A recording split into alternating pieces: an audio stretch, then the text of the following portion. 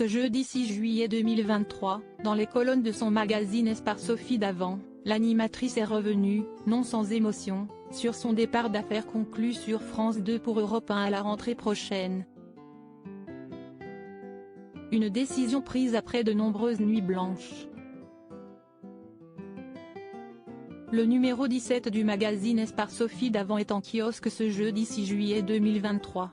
Et la principale intéressée, restée très proche de son ex-mari Pierre Sled, y est bien sûr revenue sur son actualité brûlante, à savoir son départ de France 2 pour Europe 1 à la rentrée.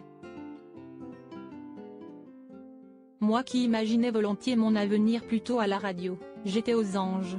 Seul petit bémol, et ce n'est pas un détail, les 2 heures en question correspondent pile aux heures de diffusion d'affaires conclues. Elle continue, difficile de tout faire entrer sans augmenter les jours de tournage et engendrer des coûts de production supplémentaires, alors que la période impose des économies. La direction de France Télévisions a tranché, impossible d'être à la télé et à la radio à la même heure. Et si est après de nombreuses nuits blanches, que la compagne de William Lémergie, sa plus belle rencontre dans tous les sens du terme, décidera de s'éloigner de France Télévisions, le cœur serré, j'ai dû choisir, et vous le savez bien, choisir, si renoncer.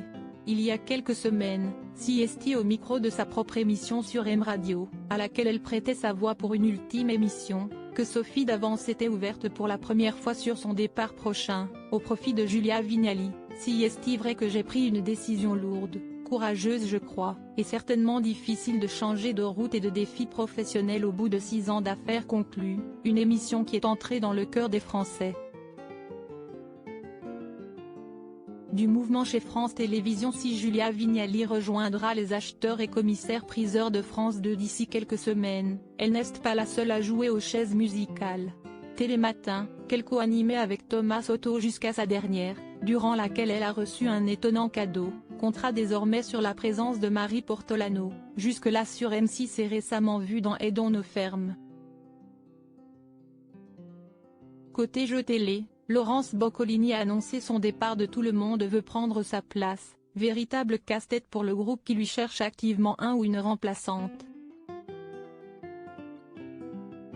Enfin, sur France 5, si Aurélie Casse qui remplacera Ali Badou à la présentation de C'est l'Hebdo, elle sera remplacée sur BFM Télévision par Julie Hamet.